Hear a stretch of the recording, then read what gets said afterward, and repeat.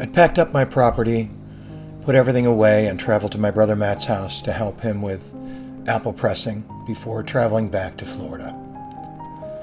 It was the end of the summer, the beginning of fall, and the bees were gathering as much pollen as they could to make honey for the winter.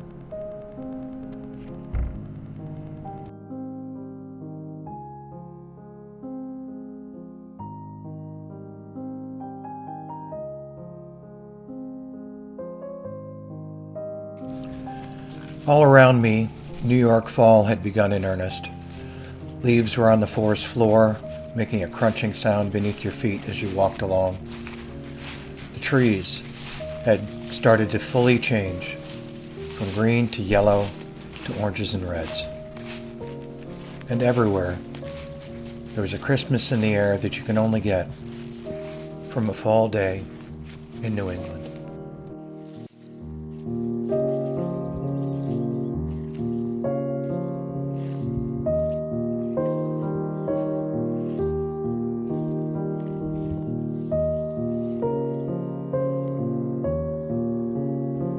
My brother owns just over an acre of land outside the Finger Lakes in central New York. And on that land, he's planted 6 or 7 small apple trees to support his cidering hobby, including the one large apple tree that was on the property when he purchased it. These trees, along with a few pear trees that he's planted, provide apples for juicing that will then go into his ciders. So Matt, what are you doing? I'm just picking up drops from under this old apple tree that was here that we call Methuselah. So this one was already on the property when we got here. I think it's probably an apple called a Ben Davis. Okay. Which it used to be really popular to plant. They called it the mortgage lifter. Okay. And people would plant 1 or 2 of these apple trees and then sell off the apples to like applesauce company every fall. So is it a sweet apple? This is kind of, yeah, it's like a medium sweet apple, has a little acidity to it, so it makes it a nice base apple. So base apples add sort of just basic, lots of volume of juice without having a specific flavor or something. Yeah, exactly. They're kind of sweet, but not super sweet. So while you're picking these up, what, when you look at an apple that you're picking up off the ground like this, what makes it an apple that you want to keep? So generally speaking, if they're like a third to 50% red, then in storage, they'll ripen up. Okay. And also you can tell by how rapidly they're starting to fall off the tree. And I pick up a lot of apples, so I can also like pick up an apple, and I'm going to use this one today, so that split's not going to make any difference. I might, certainly if I was paying for the apples, I would pick mostly as perfect a drop as possible. Because also we get all of our apples in and store them, as opposed to like picking up apples and juicing them that week and picking up apples and juicing them that week. So you definitely want to get ones that are less bruised when you're doing that, because they're going to store longer. Although, and like the apple will rot less in storage. Right. You know, up to like 5 or 10% bruised apples in the cider is not going to negatively affect the flavor. It won't taste like rotten apples or anything like that. Right. And that bruising adds a lot of color. It can add a lot of color to the cider, which is a thing that is useful.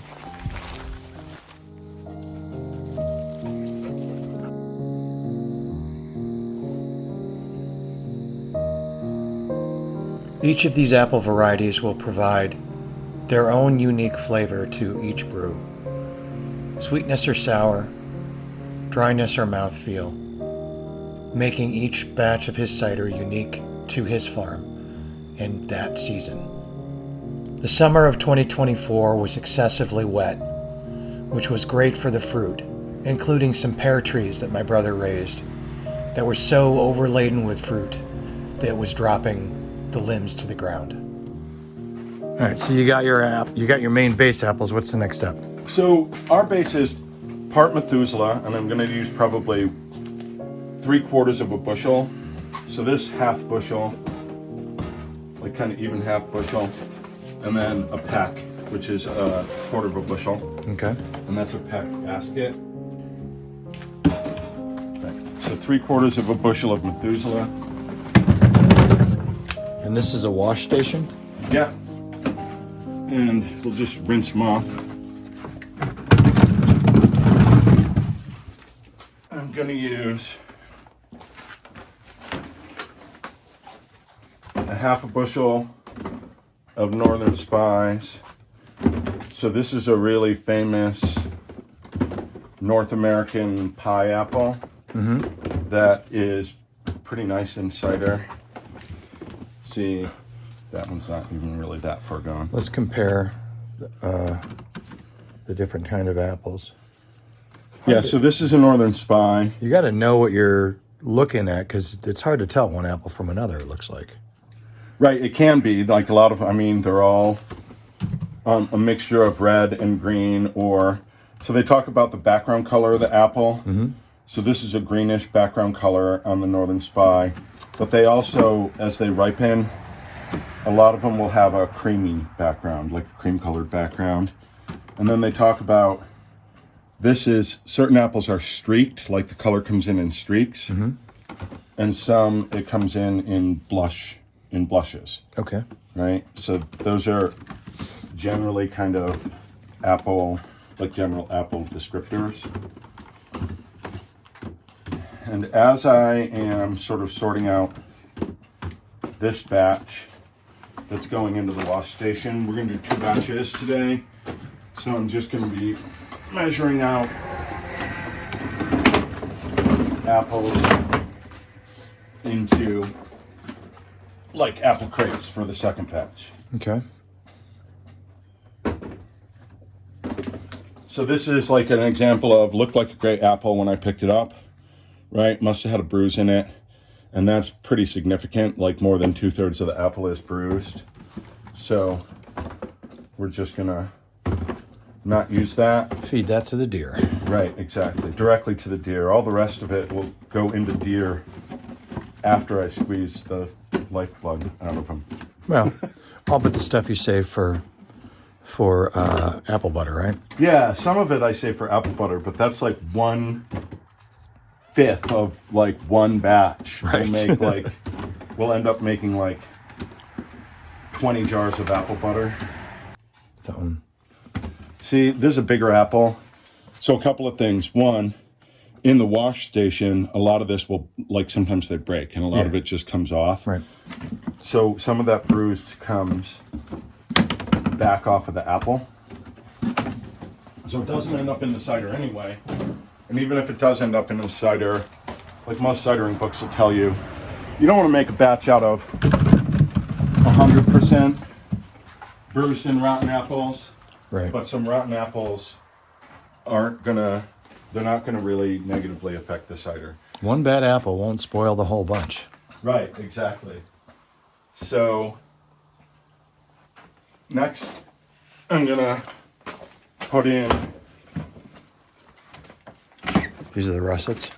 yeah, this is a golden russet. So these are a bittersweet, and when they say bitter with apples for cider, generally what they are talking about is tannins, right? And tannins are split into soft tannins and hard tannins. And soft tannins are,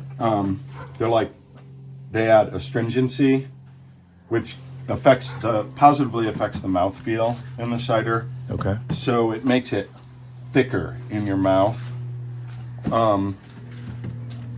So when you bite an apple that's very tannic, that has a lot of soft tannins, or any other kind of piece of fruit that has a lot of soft tannins,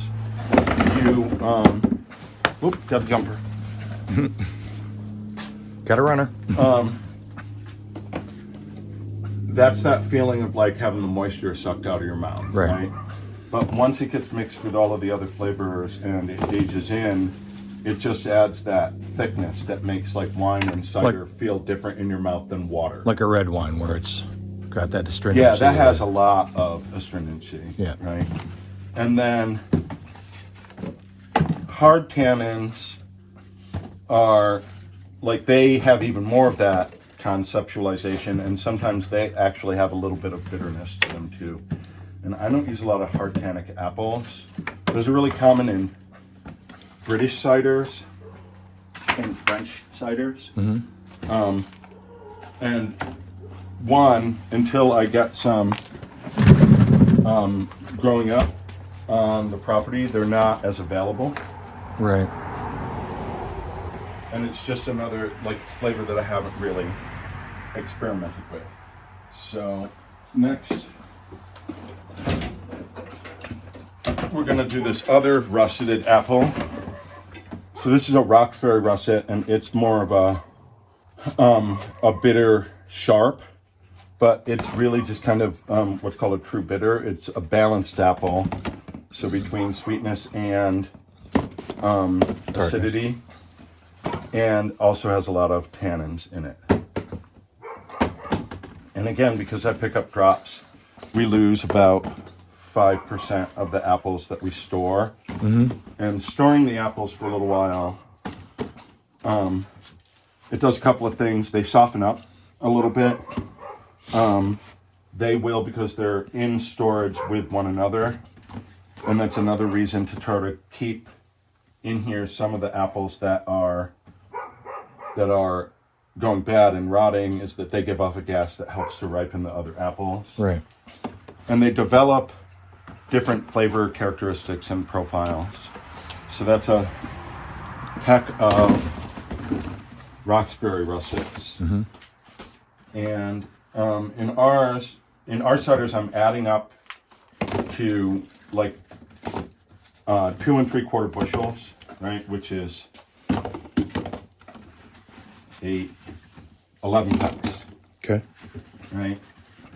So I think we had a half a bushel of Methuselahs in there. Yep. And a half a bushel of Spies. That's 4 pecks. A quarter bushel of russets and another quarter bushel of Roxbury. Yep.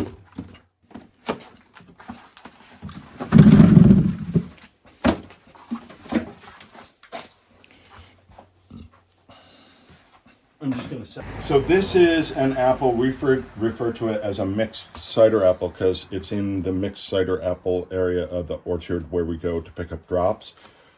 But we don't know what it is. They don't know what it is. They just know that they planted it at that time. It throws a lot of wax on the outside, so sometimes we refer to them as like the waxy cider apples. Okay. And I'm gonna use.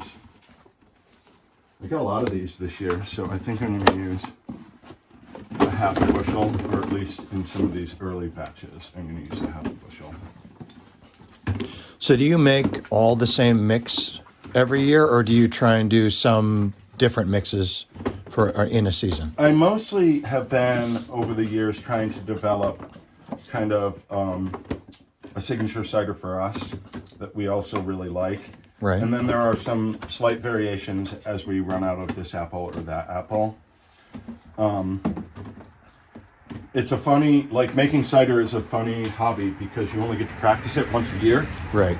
And it can be, and those things like the flavor profiles can be really affected by what you're able to get. Right. So I'm gonna do a half a bushel of these mixed cider apples. Right. And then I'm gonna do out another half a bushel For your for next batch. the next batch. Okay. Cooper is standing guard here, making sure that no bears attack us while we're making cider, or bees or any kind of offensive animal and or insect.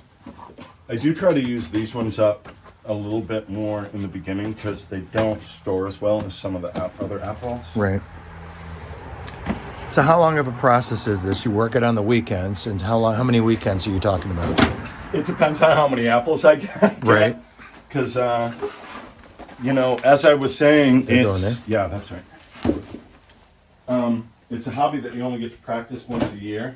Right. So I just keep picking up apples until until I run out. And usually we do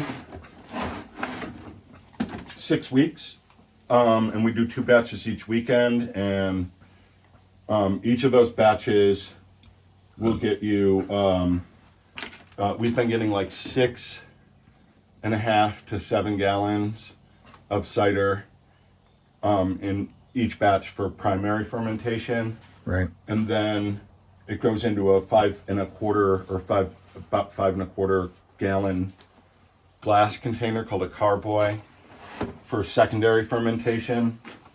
So last year we did 12 of those, and I think that this year we will probably do 14 or 16. Okay. Just one, we got this new grinder that is going to be a secondary grinder, and I'm hoping by breaking the apples up smaller, it will increase yield. And last year there were no apples because there was a freeze in New York in the spring, and there was almost no fruit anywhere. So this year there are lots and lots of apples, because that's one of the things that apple trees do, is that if they have all that energy that they would have put into fruit to put into fruiting buds for next year. Okay. This is a crab apple that we get from a woman that my fiance works with. And I get these because crab apples tend to also be bitters, right? So they have a lot of tannins in them, usually soft tannins. Mm-hmm. And this one particularly is really acidic. It's so it adds a lot of acid to the cider, and that's an important flavor characteristic in the finished product. Okay. So we're gonna do a peck of these Shannon crabs. That's what we call them. And they're really similar to an apple they call Irish settlement scrumpies. Scrumping is like the British term for gathering free apples. Okay, so the apples are all sorted in here, all the different mix, and we're going to rinse them thoroughly, get the rot off the sides of the ones that have bruised parts, and to get all the leaves and dirt and stuff, right? So let's talk about the different machines that we're going to use here today to make cider. So this year we added a new machine, and it doesn't have a name yet, but here, this is our primary grinder, and we call it shaky, right? And that just, you drop apples in there and it chews them up. Okay. It is sort of a proper old, non-OSHA compliant piece of farm equipment. So my brother-in-law, I got this electric motor from, and that was a real boon because we used to, I think we did 1 year or 2 years where we ground everything like by hand crank. Yeah, I'm glad you didn't invite me to that one. And so now the grinding part is no dogs in the area, and you have to watch your kilt because this thing spins pretty rapidly. Let me just turn it on for you really quick.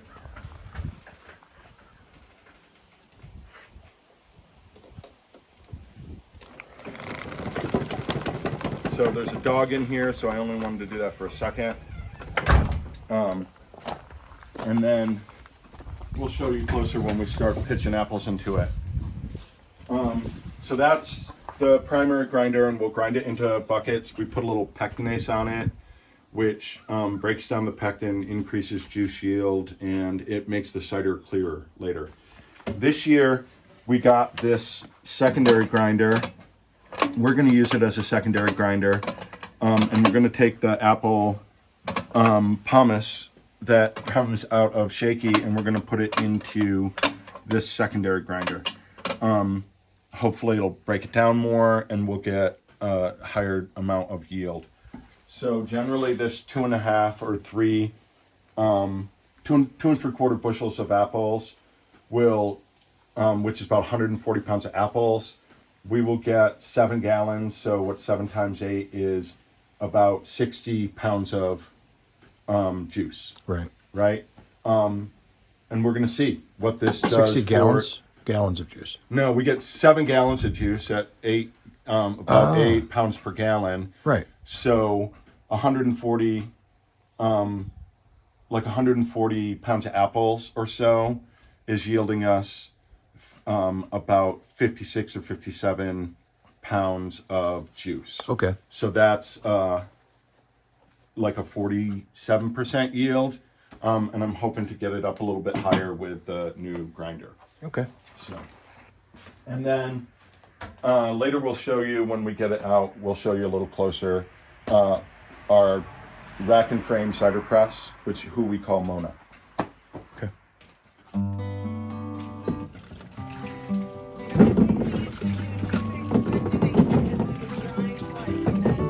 Yeah.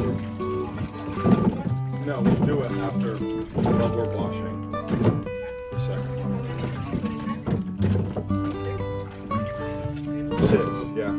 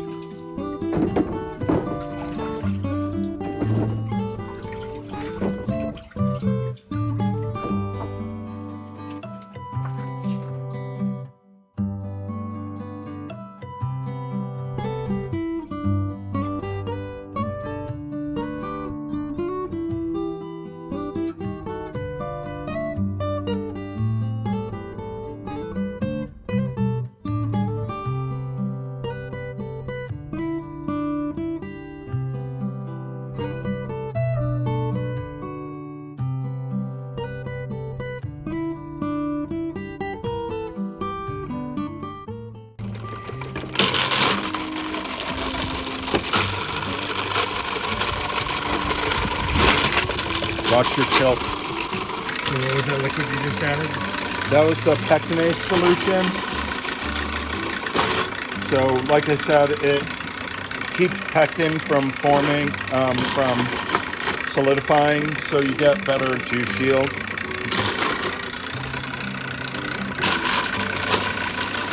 The water doesn't really make a difference to the juice. You can add up to like about 8% of water without really affecting the flavor or the amount of sugar in the juice.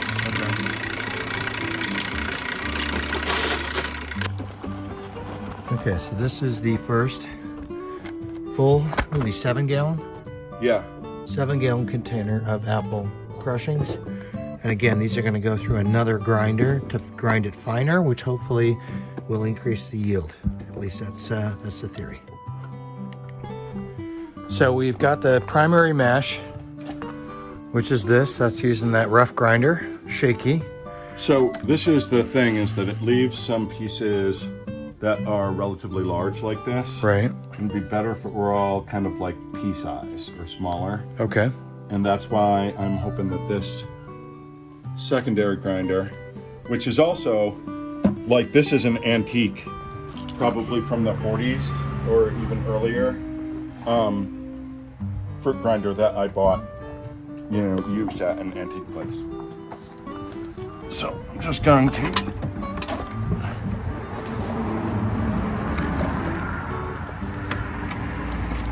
fill it up with apples.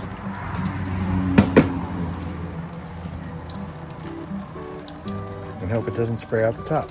And I wasn't able to figure out how to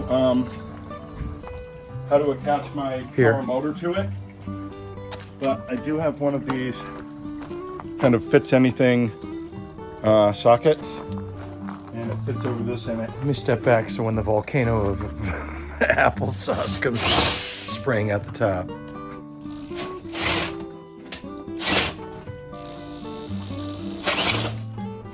It in fact does not spin it. So now we're going to go to the original equipment method. After spending about 5 minutes trying to grind these apples a second time by hand, we decided that that was not going to work. So we rigged up a socket, drilled it out, tapped the hole, and then attached it to a heavy-duty drill, allowing us to automate the process somewhat. By working smarter and not harder, we were able to grind the apple mash to a much finer consistency and a much more even consistency in a lot less time. I think you can see in the blue bin how much juice is released by this process.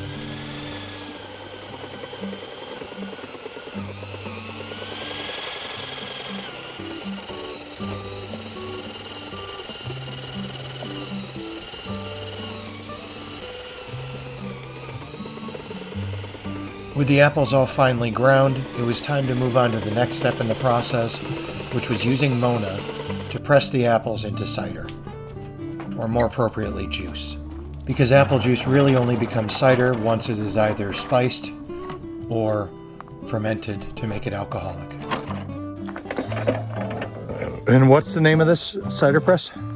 This is Mona. And why? Because later when she starts squeezing the apples, sometimes she moans. Okie doke.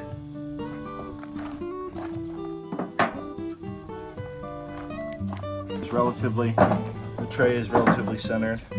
Right, because gravity. Right. Well, you put a lot of pressure on it afterwards. These are the frames? These are the racks. Racks, right? okay. So they go in here. You line one up there and one up here so that you're relatively in the middle.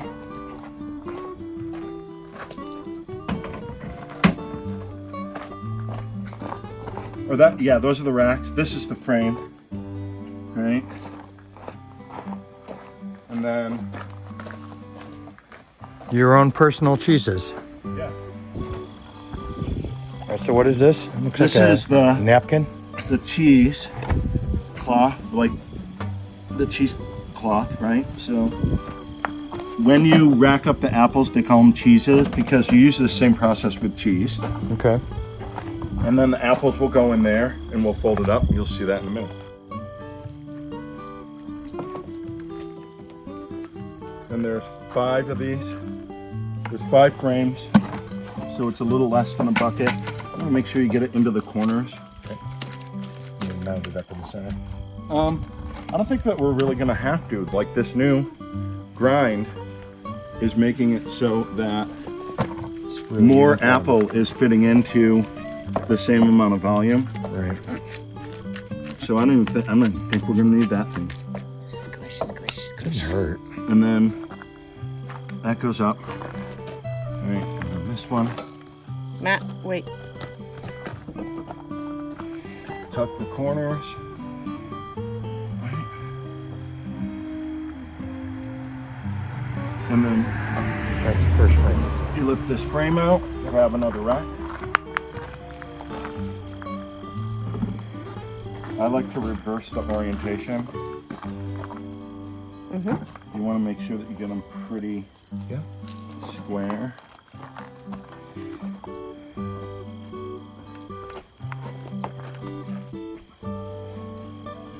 And then you just want to try to line up the points with the corner.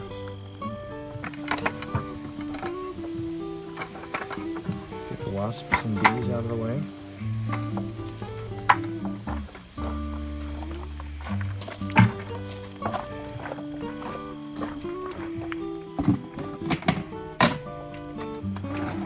And Calvin's.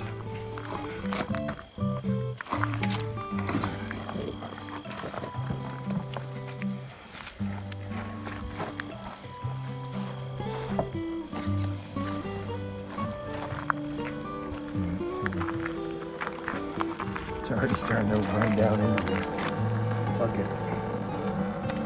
First run cider. You can see here the effect of the finer grind. The apple juice just literally flows out from the small pieces of apple chunk, making it very, very easy to squeeze. And then just tug that across towards you first. Okay.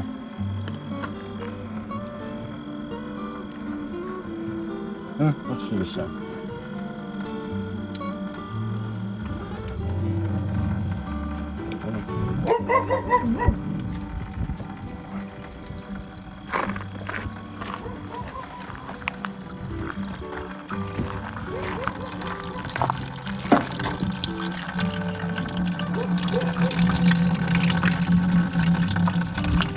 From here on out, the process is a lather, rinse, repeat. Stacking new frames with the cheese inside, filling with apples, folding it over, and moving up the stack. All right, so this is a cider press, correct? It's a screw type manual cider press, so we got this threaded screw that will turn and will lower the threads down. And that will raise it back up there. Yep. That will press down on these frames and squeeze each of these cider packs of cheeses filled with mealed up apples. And this is just the weight of the apples pressing the cider out of the apples. So here's the final piece, which has got three, what are these, oak? 3 oak 2x4s with a cast iron bit in the middle that fits directly underneath the screw and then theoretically presses down, compresses straight. So let's actually see what the fruits of our labor are like. When they say fresh off the presses, this is what they mean. Doesn't get any fresher than this as far as apple cider.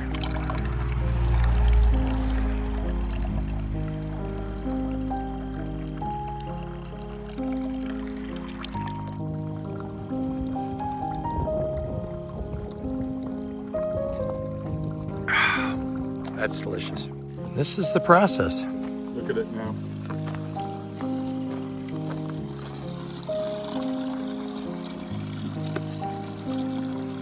Each of these layers is going to squeeze down so that these ciders will pack down into a cake that is, I think with the smaller grind is going to be almost completely dry, which will be cool. But look at that fresh cider. Oh my gosh. You're going to need a new bucket pretty soon. It's definitely going to increase the yield. Yeah.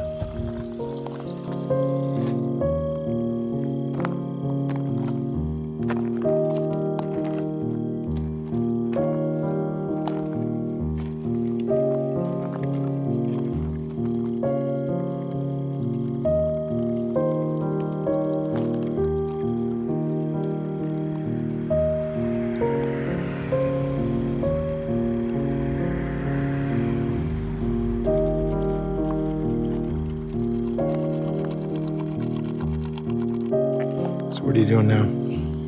I'm checking to see how much sugar is in the cider with a refractometer. So this measures how much sugar is in it. 1.054. Okay, that's pretty standard for apple cider. 1.055. Right? 1.05 to 6 is pretty standard for apple cider. Yeah, this will come out, well, it depends. Like 5 to 6% definitely alcohol. This is like a lot of the ciders in a can come out at this alcohol by volume chart. So if we go to 1.055, right, if this goes all the way up to dry, it'll be 6.3%, which is solid.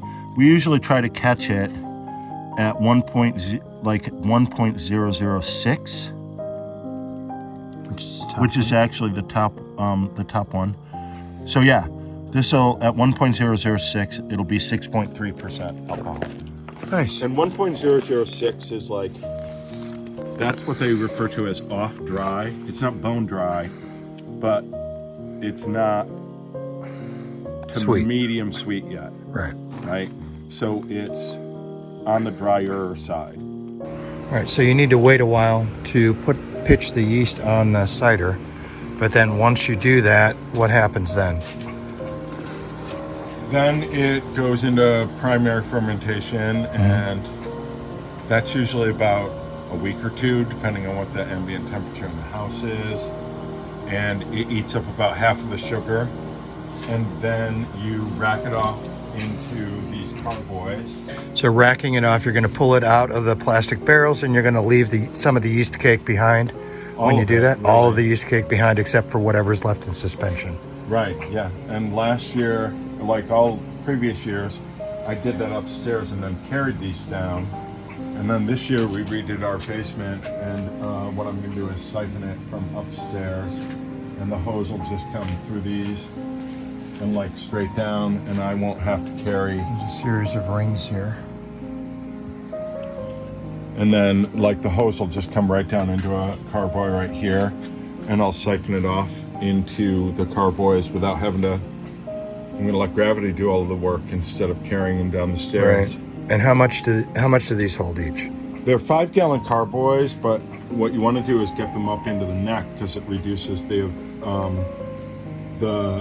surface area of the cider that's exposed to oxygen. Right. And then I actually have CO2, so I just shoot a little CO2 into the top. You actually do what's called charging the carboy, so you put CO2 into it first. So the cider comes in and it pushes a layer of CO2, and it's never exposed to oxygen. So to get them up into the neck is usually about like, they're 5 gallons to here, so it's about 5 gallons, and then like a pint and a half. And then the yeast in the secondary fermentation will also make CO2 that'll help to keep maintain that level, right? It maintains that level right here. Right. And then when I check them, I have a little CO2 charger for a growler, so that you can tap off of a stainless steel growler, and I just shoot when I pull this off and check it before I put the bung back in. I just shoot a little more CO2 down into the top. Okay. And that keeps it from getting like aerobic bacterial infection into the cider, which you don't want. Right. But there are ways to take care of the cider after that. And this is a rock basement, right? This is all natural stone. It was hand laid probably how many years ago? Well, the house was built on top of it in like 1935, but I'm pretty sure that the basement is a pre-existent like outbuilding for a farm that used to be here. Right. So the basement wall is probably from like 1860, 70, something like that. Nice. Is my guess. 3 weeks later. Okay, so now these have gone through primary fermentation upstairs, and we're going to rack them into glass carboys in the basement. So you just check the gravity. These are coming out at 1.028 or so, and I think that this started at 1.054 or 6. So it's gone about halfway in 3 weeks. And if you have it available, it's a good idea to do what's called charging the carboy with CO2 first, which purges the oxygen out and reduces the chance of getting an aerobic infection in your cider. It really is just that, putting some CO2 in. And then Rhonda just pushed the siphon. And that is a lot easier than carrying 50 pounds of cider in a glass jar.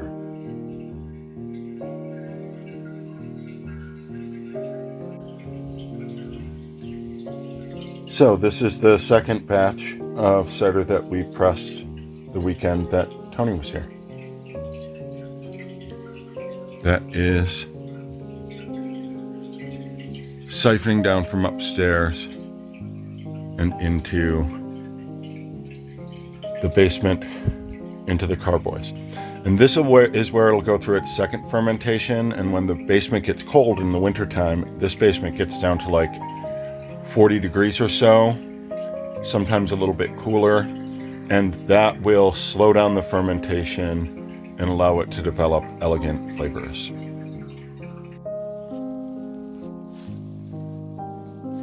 After a weekend of cider pressing and packing up the car, I had to travel back to Florida. I'll miss New York State. I'll miss the weather. I'll miss the cool nights. I'll miss the crisp autumn breezes and the orange and yellow leaves. But most of all, I'll miss my place in the Adirondacks. I had to travel back, so we drove in the car, Cooper and I, staying just outside of Christiansburg, Virginia again, sleeping overnight in the back of the car. Then one mad dash home, just in time to get ready for Hurricane Milton. Milton came on shore as a Category 3, covering the entire area where I lived. I tried to make light of it for my daughter's sake, because she's never ridden through a big hurricane like this. But at some point we just had to hunker down and wait out the storm. Our house was safe, but there was massive amounts of damage in my backyard and around the neighborhood. Time to clean up, get back into shape, and get back to life here in Florida. Thanks for watching and following along with my journey.